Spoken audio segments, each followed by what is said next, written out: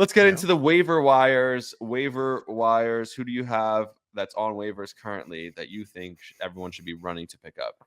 So I do want to mention this guy's probably not on waivers in most leagues, but on the off chance that he is, go pick up Jared Jones. Okay. Again, he's rostered in 70% of Fantrax leagues. Yes. The reason why I say it is just because he was a guy that, not everyone was in on when drafts first started. So there's a chance that he's still available, but just want to mention him. I mean, 10 strikeouts in 5 2/3 innings, like just looked unbelievable. So the first one I just wanted to mention was Jared Jones.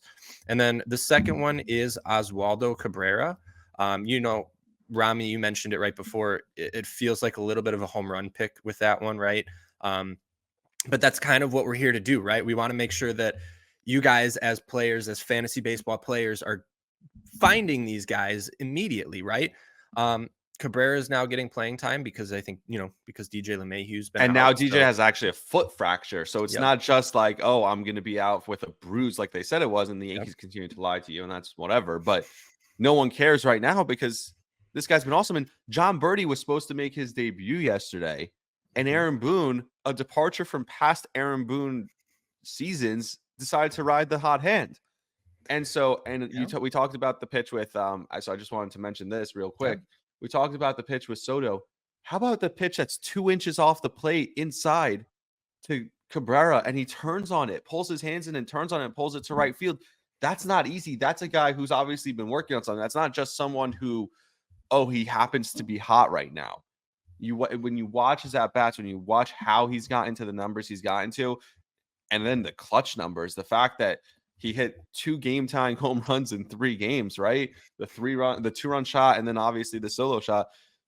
I mean, this guy making the most of his opportunity. And sometimes it's good to find guys like that when you need the most, you make the most of their opportunity. Guys who are a little bit desperate, have a reason to prove something. We talk about the contract year guys. That was one of the things we talked about before the season. But a guy like him who just doesn't want to give up his role, he barely made the team out of spring. Like if LeMahieu's not hurt, who knows if he makes the team out of spring? Yeah. He makes the team. I don't think he's going to lose playing time once DJ comes back, because he'll slide over to be the backup shortstop, to be the backup second baseman, to play in the outfield. We've seen him play everywhere. And it's funny, he's playing third base now. I think in most leagues he's like only outfield eligible, right? Yeah. Which is funny. He's the starting third baseman for the Yankees currently. And I just don't see how the Yankees take him out of the lineup, and I don't see him cooling off anytime soon. So that's a great pick. Yeah, like you said. So he'll have third base. I'd say that as a Yankee fan, I know. He'll have third base outfield eligibility, and he's only rostered he was drafted in 11% of leagues. A lot of people have probably went and picked him up, but now he's still only rostered in 40% of Fantrax leagues. So go get as much Oswaldo Cabrera as you can. And he's one of those guys, if he doesn't pan out, if he does start to cool off, DJ comes back, he loses playing time, it's easy to cut these kinds of guys because they just pop up, right? We weren't expecting it. But like you said, I don't see him cooling off anytime soon. He's looked phenomenal, and roll with the hot hand. That's what fantasy baseball is about. So, and then the last one, actually, I'll let you talk about my last one because you had the same guy on your list as well. So do you want to start off with this guy? I'm assuming you're talking about Michael Conforto from the San Francisco Giants. Well, we know on this podcast we love the San Francisco Giants. I think they're going to overachieve. I think they're going to be a really good team. Not even overachieve, just overachieve the expectations that maybe other people had for them. I think they're going to be really solid this year. So I have Michael Conforto. He's off to a great start, obviously. I'll pull it up real quick. 5 runs, 5 RBIs. He's batting .462, and he has 2 home runs. 2 of his 6 hits are home runs so far.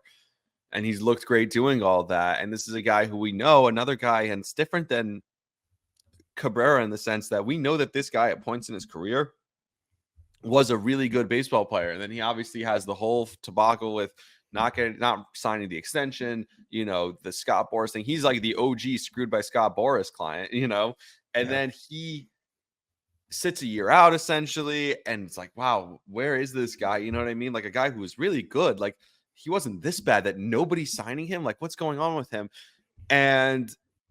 But we've seen him be a really strong, really capable, really like good baseball player at points in his career. Really effective. And if he can get back to that point, I want to check how old he is because I don't feel like he's that old yet. I don't know if you have that in front of you. I do. He is 31. Yeah. Like, it's not like we're talking about a guy who's 35 years old and is washed. He's 31 years old. He's essentially still kind of the back prime half of of the his prime of career. his career. Yeah. This guy could be an excellent. He could have one of those seasons if he's batting in the middle of a strong lineup, which I think he is. He could have a really good season. This is not, and he's not losing playing time anytime soon. That's the other thing with Oswaldo Cabrera. You worry about, DJ comes back. You worry about him cooling off. He has the track record that he's gotten hot at times and then cooled off. This is not that. This is a dude who I think can sustain this for an entire season. And when I realized that I was going to make this my pick, because I was already leaning this direction, but I realized I was going to make this my pick. I saw the promo for the Sunday Night Baseball tonight, which we should talk about at some point.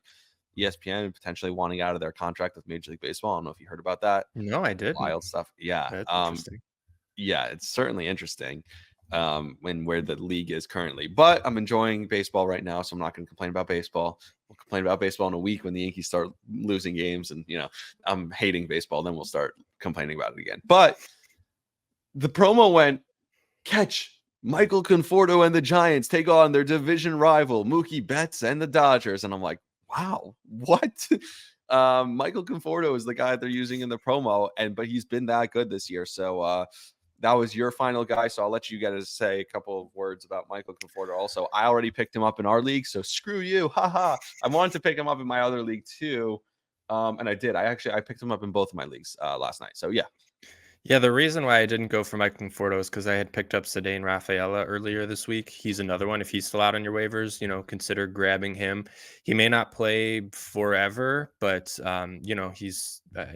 I have faith in him. He had a strong spring, and he's a great defender. So, but yeah, getting back to Michael Conforto, one of those home runs was a grand slam. So I do want to be maybe slightly cautious because take away that grand slam, turn it into a solo home run, and now he's got 2 home runs, 1 RBI. Yeah, 2 RBIs, right? And so, but either way, it's a good start that he's 6 for 13. He's obviously got some power that he's still showing, right?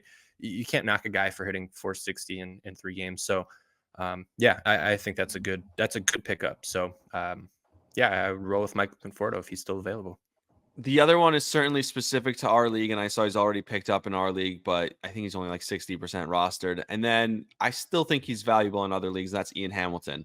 I think he has 13 strikeouts so far in something ridiculous. I mean, he's been so he has 3 strikeouts in 3 innings. He's only given up a hit. He's been awesome so far. And again, it's another guy that when you watch him, he's been dominant, and he's pretty much been the Yankees setup guy. Like they've been using Loaizaga kind of in that high leverage role where whenever we need outs, let's bring in Loaizaga, kind of the Michael King role from last year. But they've been using Hamilton pretty much exclusively in front of Clay Holmes in that 8th inning, or the other day, 7th and 8th inning, right? So he's pitching multiple innings already, and he's also going to come in and pitch for sure the 8th inning. So that lends itself to holds, right? That's what we're looking for in that league if you're in a saves holds league. And if you're not in a saves holds league, Clay Holmes is wild. Clay Holmes is a wild card, and he doesn't have a good control. When he's good, he's great. I don't know if he's going to keep this closer role. From what I've seen so far this year, I know he'll get into certain runs where he's just dominant and no one can touch him for a couple months at a time. I get that. And everyone says, the Yankees keep saying he's the closer. But what I've seen from this Yankees team is like there's a certain sense of not desperation, but a certain sense of urgency from day one that we've never seen. And today's lineup for the Yankees is going to be telling. Are they showing that sense of urgency today? Because after winning the first 3 games in Houston to start the season, if this were last year, if this were 2022, 2021, this would be what we called, and we called this all the time in Yankee Twitter, WFAN world, the punt game on a Sunday day game, end of a series. You won the series already. They would have the punt lineup out there. We'll see what the Yankees lineup looks like today. And I think that'll be telling as to where this team is going and whether or not this team, and I love Juan Soto. This dude plays 162 games. He kind of got nicked up, something on his ankle. And they asked him, are you going to play? Are you going to play tomorrow? He's like, yeah, why wouldn't I play tomorrow? And then he's like, do you feel any pain? He's like, no. Just simple. Like, yeah, I'm hurt. So what? Let's go. And the Yankee lineup is out. So let me give it to you just because I'm talking about it. And if you're listening to this, the game might have already happened. But Torres is in the lineup. Soto's in the lineup. Judge is back in center field. Rizzo's in the lineup. Stanton's in the lineup. Verdugo's in the lineup. Volpe's in the lineup. Trevino and Oswaldo Cabrera. My point is no punt. That's not a punt. Not a punt lineup. This is their full lineup. And this is a departure from past Yankee teams.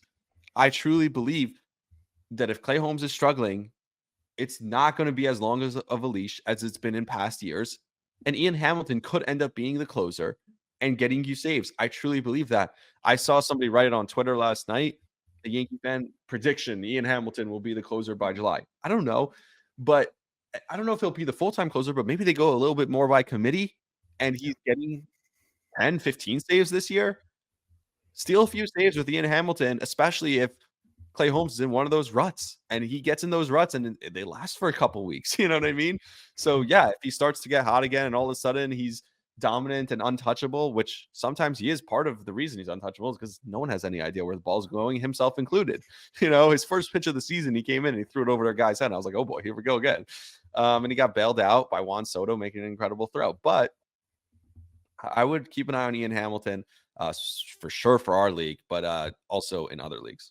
Yeah, that's a good call. I absolutely love the call out. He's rostered in 18% of our league Fantrax leagues, and he has been picked up in our league. So someone is paying attention again. I know. I looked. I told you. I looked. Mm-hmm. Yeah, like the saves and holds league. And like you said, with the desperation of the Yankees right now, or don't call it desperation, call it urgency.